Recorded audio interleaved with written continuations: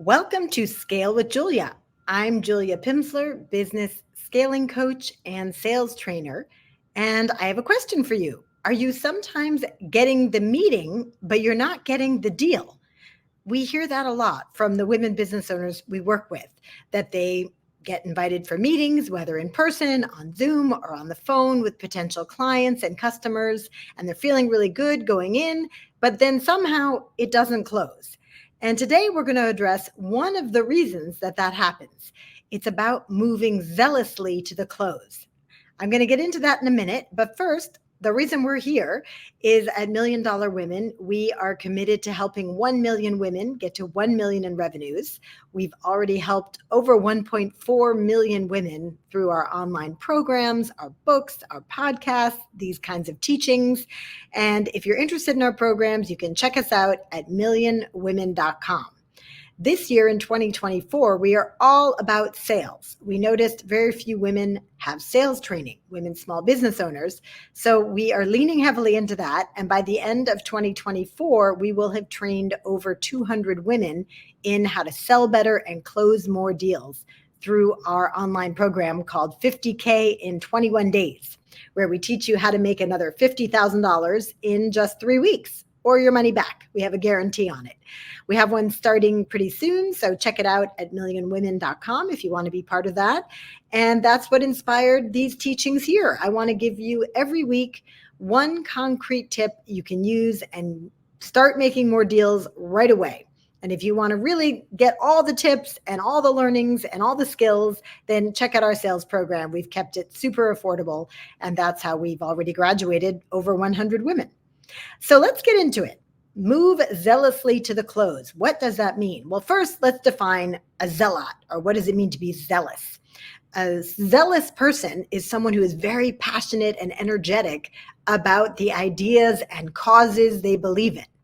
You might have heard it as a religious term, a zealot, but now it's just used common parlance as someone who's super enthusiastic and, willing to do a lot of things for the causes and ideas they believe in.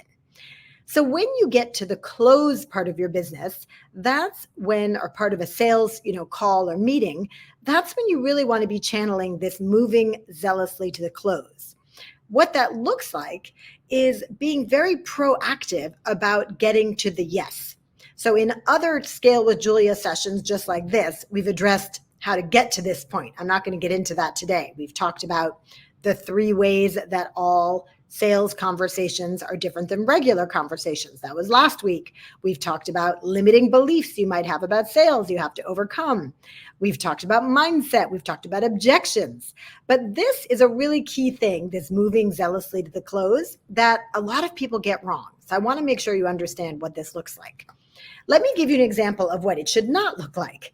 So when it's time to say, all right, now that you know the services we offer, would you like to get started so that we can help your company improve your web traffic? Let's just say that's what you're going to do, is help them get more traffic to their website. So what you don't want to do is have it be a long, drawn out process, seem kind of hesitant at this point in the call or meeting, say, okay, I'll follow up with you. I'll send you a proposal. I'll send you an email. All those things really slow it down.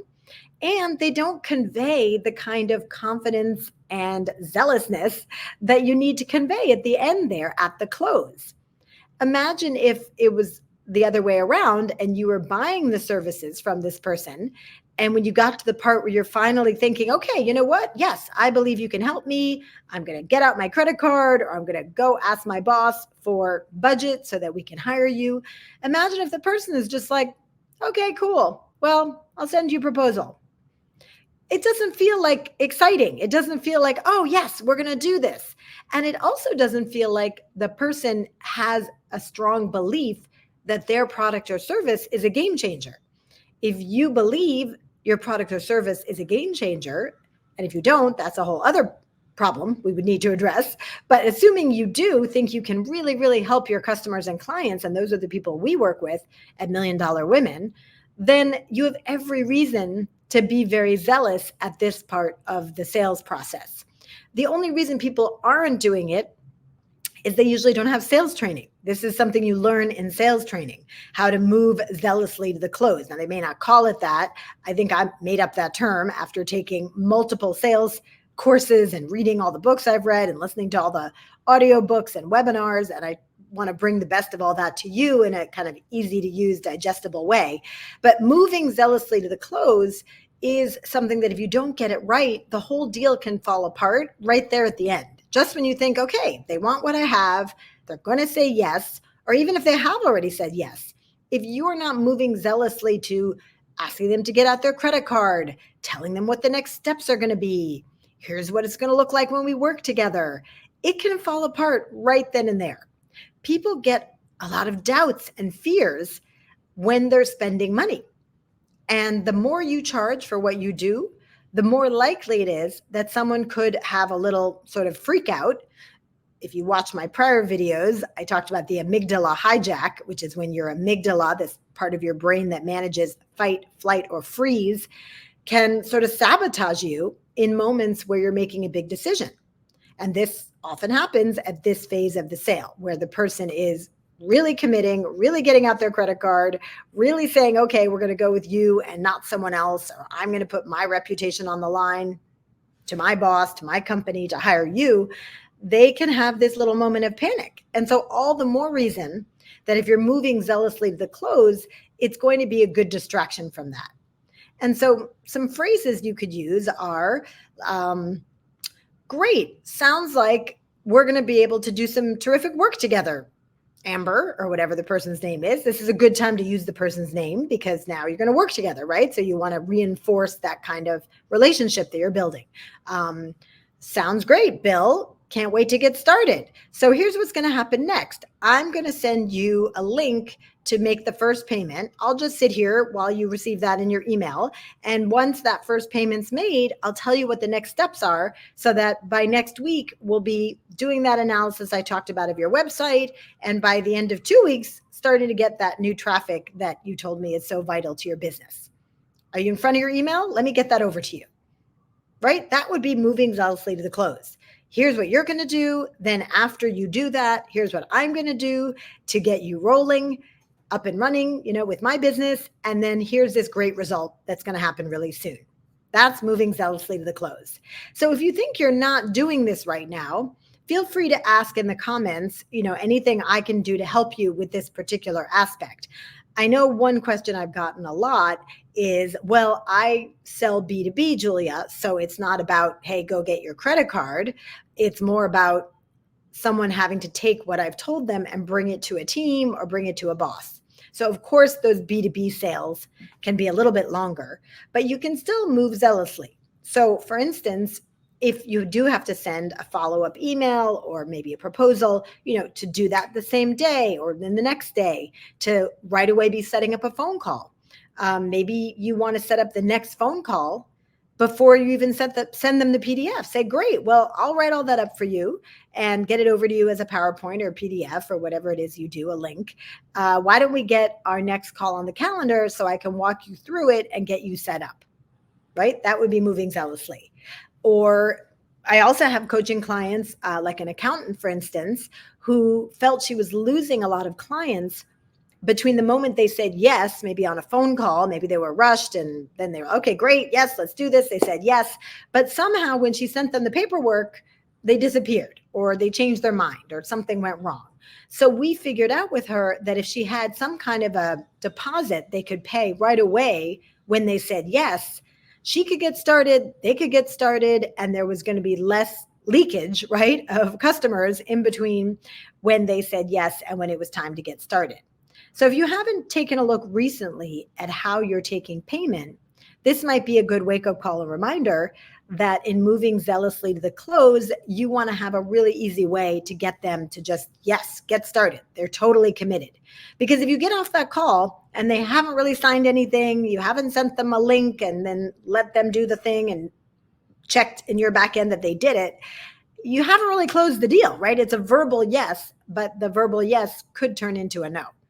All right, I'm going to check the comments and see what we have going on. Hey, Catherine, great to see you. Oh, I've got two Catherines, Catherine Cavella and Catherine Hova. Great to see you both here.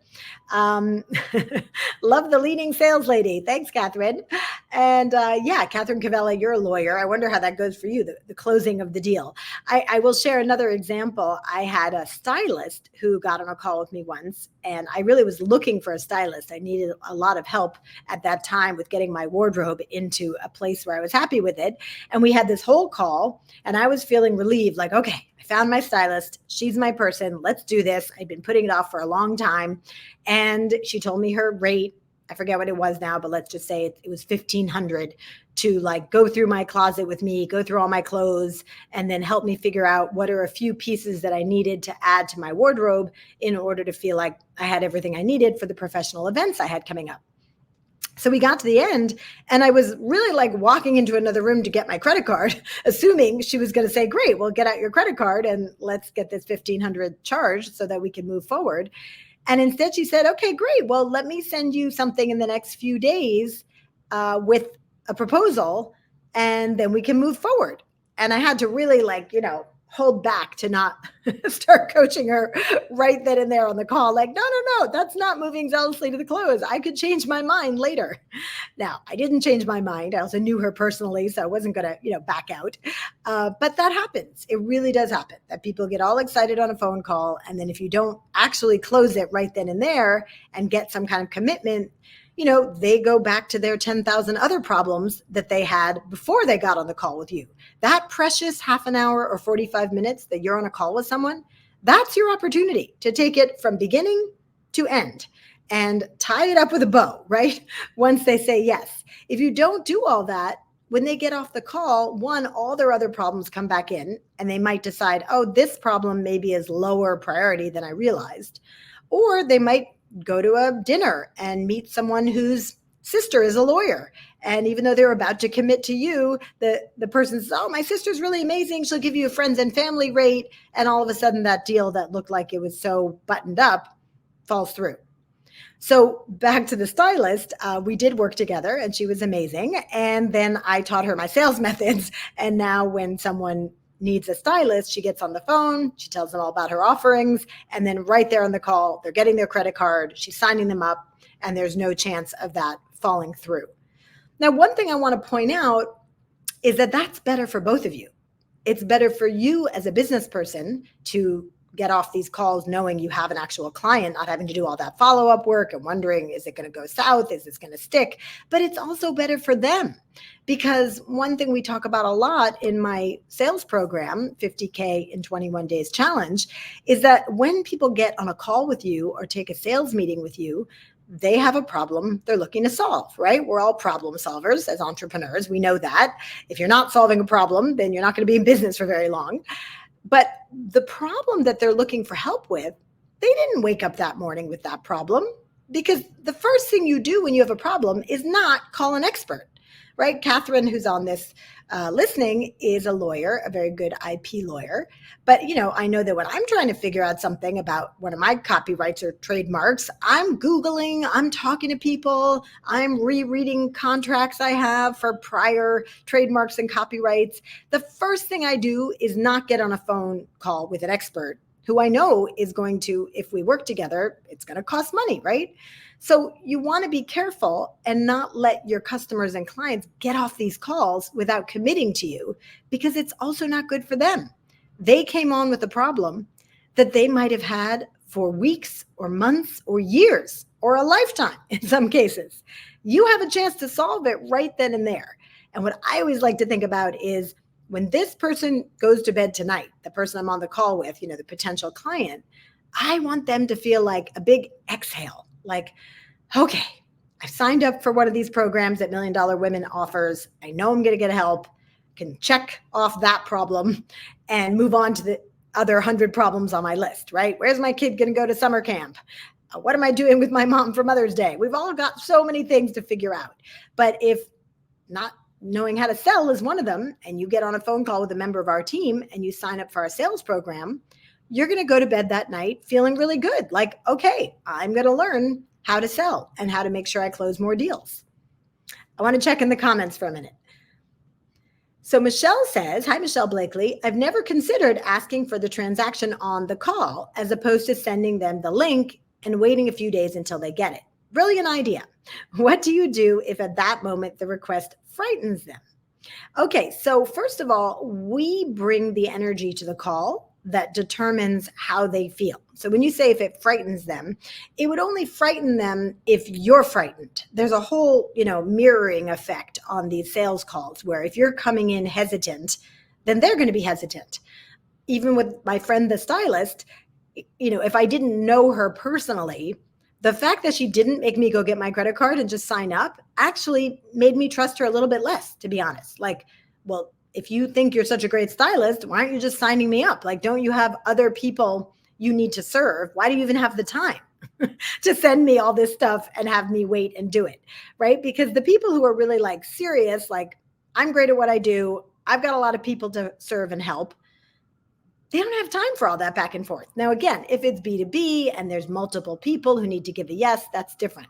But if you've done your job right of, having a good brand, putting some thought leadership out there so people can sample what you're about a little bit. Like, this is one of my thought leadership things that I do, go live every week, but I also am on YouTube, I'm on Instagram, I post regularly to LinkedIn, I do webinars, I speak, I have 2 books out, right? So there's multiple opportunities for people to sample what I teach. We have a free vault at millionwomen.com with a bunch of, samples of my book and free worksheets. So are you putting things out there such that people can sample you a little bit or your work before they get on the call? Because if you do that right, by the time they get on the call, they should realize, oh, I'm on with an expert and this is my chance to get this problem solved. And then if you're trained in sales, you know the right questions to ask them to get them more connected to that problem, because that's a lot of what we do on sales calls is we just kind of peel back the layers of the onion of the problem and find out, well, is this problem something that needs to be solved right now? Is there a lot at stake in solving this problem? What happens if you don't solve the problem? And if those things come up, like, yep, there's a lot at stake, it needs to be solved now, you've got to get this done, then you're in a good place to sell and to close the deal. So what I always think is, well, why would you wait? Why wouldn't you take their credit card? Now, granted, I've had a lot of sales training, so this was drilled into me. I don't even remember what I used to do. Maybe, 8 years ago before I had sales training, maybe I did kind of drag it out and say, okay, we'll follow up and all that. Now, worst case scenario, if they're not able to get to that yes right away, you can find out why not. Because your worst enemy in sales is what they're not telling you. It's not what they are telling you. What they are telling you, we call objections in sales. So it could be like, I'm not sure I have the funds, or I have to talk to my partner or my family or my spouse about this. Or sometimes I hear, I need to check with my accountant. I don't totally buy that one because I think most people use that as a way of just getting out of saying yes. And even though I said, oh, Michelle, no, they're not frightened, it's could be the energy you're bringing, I wouldn't use the word frightened, but I did talk earlier in this, and I'm not sure if you were here for this part. You can always go back and watch from the beginning if you weren't with the recording, about how people have a little bit of a freak out sometimes. It's a biochemical reaction when they're spending money or making a big decision.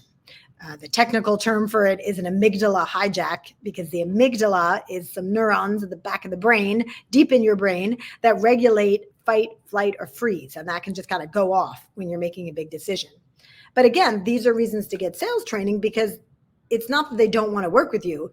It's just that they may be having a little freak out reaction. And if you know how to coach them through that, then you can get to the yes on the call. Doesn't happen every time, but it happens a good, for me, I'd say a good 40% of the time that I'm talking to someone who's a perfect fit for my program, really wants to be in it, needs the help, thinks I'm the right person to help her. And yet we get to the yes, right? And I'm moving zealously to the close, and she starts having a freak out. And it sounds like this. It sounds like, okay, well, all right, I guess we're really going to do this. I don't know. I'm not sure I have enough in my bank account. Or sometimes, well, I should talk to my spouse about this. Or what else do I hear? Well, when's the next one? And, all I can think in those moments is it's not good for either of us if you get off this call without signing up for the program. because you've had this problem for weeks or months or years. I don't know how long it took you to get up the courage to set up this call, right? And now we're here. And I don't get on a lot of calls, right? I have a whole team. And if I'm on a call with you, then let's take it down the line and close it. So if some of those things feel challenging, I'm happy to help you with those, Michelle, because I know you're in our accelerator program. But great questions.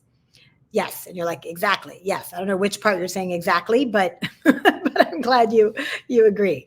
Any other questions I can answer about this topic, about moving zealously to the close, or really anything about closing? Let's face it, closing is the hard part. It's pretty fun to get on calls or go to meetings with potential clients and customers. You get to meet new people. You get to talk about your products and services. You get to ask them about what's going on in their business. It's fun, right? That's the fun part. But the fun and games kind of ends when it's time to close, because that's where having skills or not having skills makes all the difference.